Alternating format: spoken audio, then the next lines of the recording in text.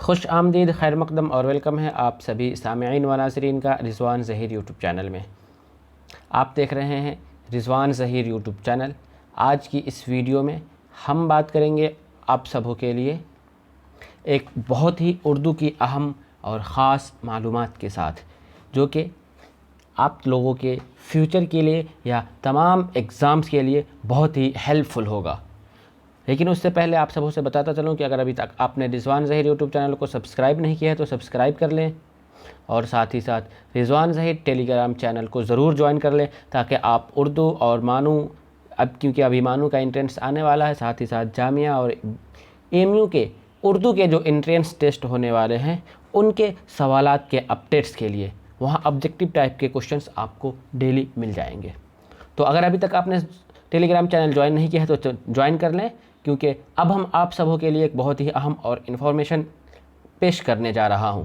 تو یہ ویڈیو ہوگی آپ لوگوں کے لیے اردو کی پیدائش سے متعلق اہم نظریے اور اردو کے مختلف نام سے، مینس کہ اردو کہاں سے پیدا ہوئی، اردو سب سے پہلے کہاں بولی گئی، اردو کی شروعات کون سے علاقے میں ہوئی، اس کے بارے میں جو اردو کے جو محققین ہیں ان لوگوں میں اختلاف ہے، تو الگ الگ محققین نے اپنی الگ الگ رائے ظاہر کی ہے، تو ان سبھی رائےوں کو، ان سبھی قول کو آپ کے سامنے پیش کر رہا ہوں۔ اور ساتھ ہی ساتھ جو ویڈیو کا دوسرا حصہ ہوگا اس میں اردو کے مختلف نام ہم جانیں گے کہ اردو کو اور کن کن ناموں سے جانا جاتا ہے۔ تو چلیے ہم شروع کرتے ہیں۔ آپ کے اسکرین پر یہ رہا سب سے پہلا سوال۔ یہ سوال یہ ہے کہ اردو کے پیدائش سے متعلق اہم نظریے، یہ ٹائٹل ہو گیا۔ ٹائٹل کے بعد اب آگے بڑھتے ہیں اب کوشچن کی طرف، مینس کہ ہمارے پاس ایسے کئی سارے ایگزامز کے کوشچن ہیں جس میں پوچھا گیا تھا محمد حسین آزاد کا اردو کے پیدائش کے بارے میں کیا خیال ہے۔ تو اس سوال کا صحیح جواب ہے وہ ہے اردو برج بھاشا سے نکلی ہے۔ محمد حسین آزاد نے اپنی تحقیق میں اس بات پر زور دی ہے کہ اردو برج بھاشا سے نکلی ہوئی ہے۔ اگلا جو قول آتا ہے وہ ہے حافظ محمود شیرانی کا۔ حافظ محمود شیرانی نے اردو کے بارے میں کہا تھا کہ اردو پنجاب میں پیدا ہوئی، اردو پنجاب میں پیدا ہوئی، یہ حافظ محمود شیرانی کا قول تھا۔ نیکسٹ آتا ہے مسعود حسین خان۔ مسعود حسین خان نے کیا کہا ہے اردو کے بارے میں؟ تو ان کا قول ہے اردو نواحِ دہلی کے بولیوں سے نکلی ہے، مینس کہ دہلی کے اطراف میں جو علاقے ہیں اور دہلی کے ان علاقوں میں جو بولیاں بولی جاتی تھی انہی بولیوں سے اردو کی پیداوار ہوئی ہے۔ اگلا نام ہے شوکت سبزواری کا۔ شوکت سبزواری، ان کا قول ہے کہ اردو کھڑی بولی سے نکلی ہے۔ شوکت سبزواری کے مطابق اردو کھڑی بولی سے نکلی ہے۔ اسی لسٹ میں ایک اگلا نام ہے محی الدین قادری زور۔ محی الدین قادری زور نے اردو کے بارے میں کہا ہے کہ اردو ہریانوی سے نکلی ہے، مینس کہ ہریانہ میں جو زبان بولی جاتی ہے یا انہی زبان سے اردو کی بھی پیداوار ہوئی ہے۔ سید سلیمان ندوی جو کہ بہار کے رہنے والے تھے، ان کا قول تھا کہ اردو کا کاہلی وادی سندھ میں تیار ہوا، مینس کہ وادی سندھ جو کہ پاکستان میں پڑتا ہے اس کے یہاں جو بولی جاتی تھی وہاں سے اردو پیدا ہوئی ہے، سید سلیمان ندوی صاحب کے مطابق۔ ڈاکٹر بخاری۔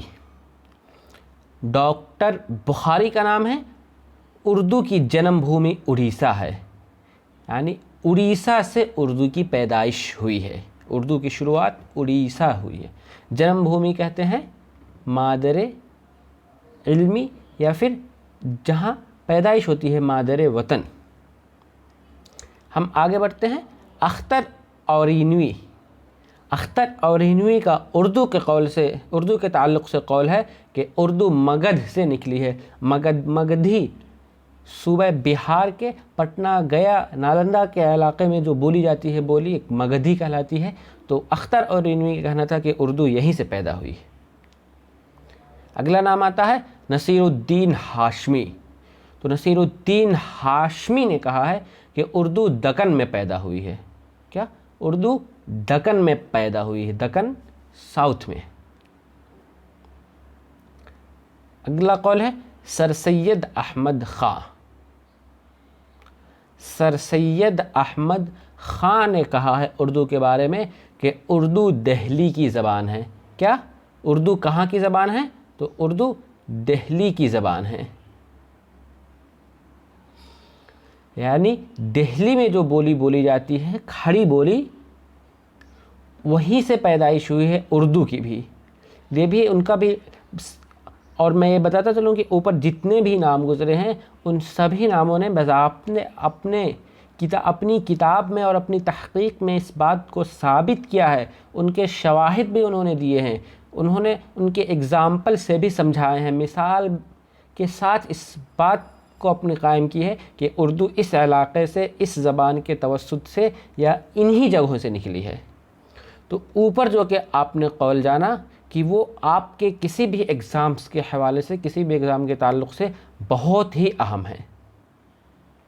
اور جو بھی کوشچنز اوپر گئے ہیں، جو بھی اوپر آپ کو جو قول بتائے گئے تھے، اقوال جو آپ کو دکھائے گئے ہیں، وہ آپ اپنی کاپی میں نوٹ کر لیں. لیکن بہتر تو یہی ہوگا کہ اپنے ذہن میں نوٹ کر لیں اور یاد کر لیں کہ جب بھی آپ کے سامنے کوشچن آئے کہ سر سید علیہ الرحمہ نے اردو کے بارے میں کیا کہا ہے، تو آپ کی زبان سے بے ساختہ یہی نکلے کہ اردو دہلی کی زبان ہے.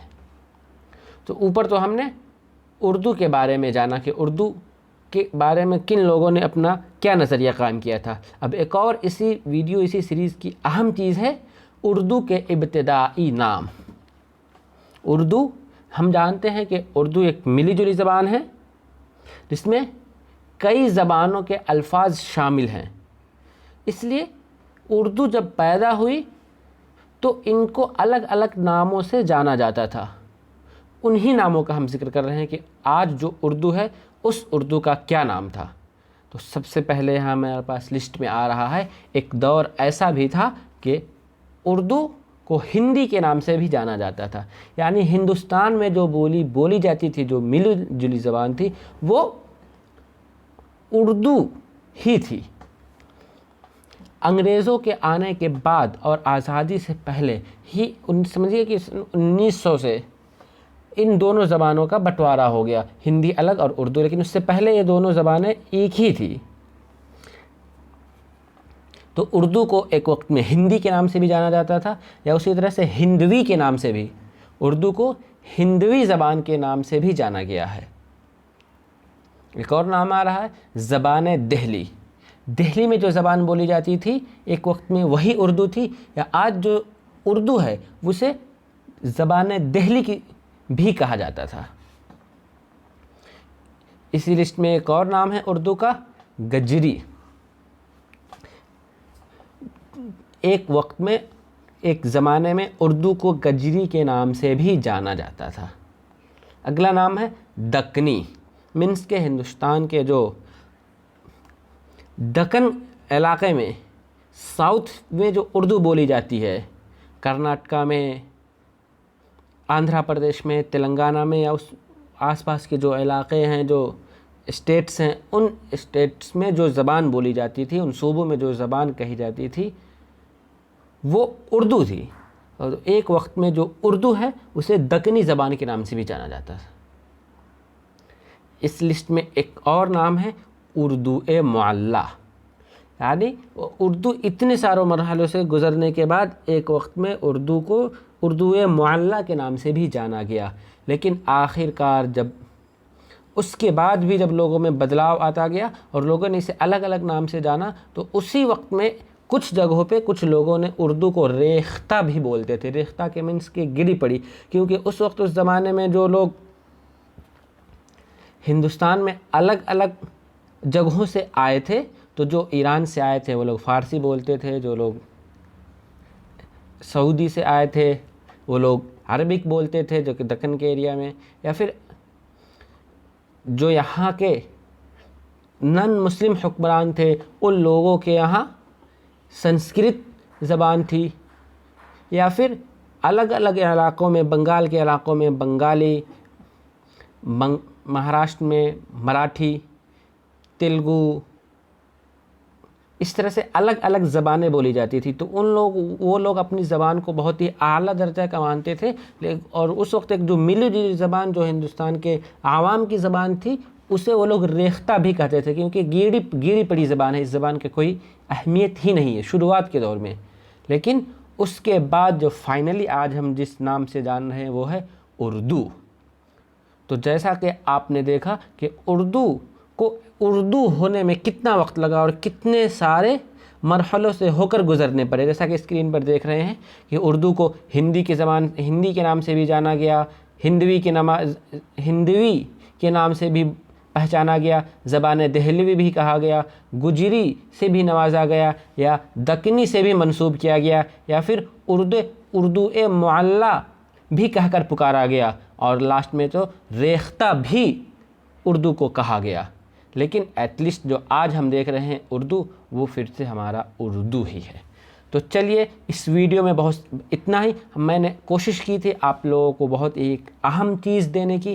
امید کرتا ہوں کہ آپ لوگوں نے اس ویڈیو سے سیکھا ہوگا۔ تو شکریہ، اللہ حافظ۔ چلتے چلتے ایک یہی ریکویسٹ ہے کہ اگر ابھی تک آپ نے رضوان ظہیر یوٹیوب چینل کو سبسکرائب نہیں کیا تو سبسکرائب کر لیں، اور یہ ویڈیو اپنے زیادہ سے زیادہ دوستوں کو شیئر کریں تاکہ وہ اردو کے کسی بھی ایگزام میں آسانی سے کامیابی حاصل کرے۔ شکریہ، اللہ حافظ۔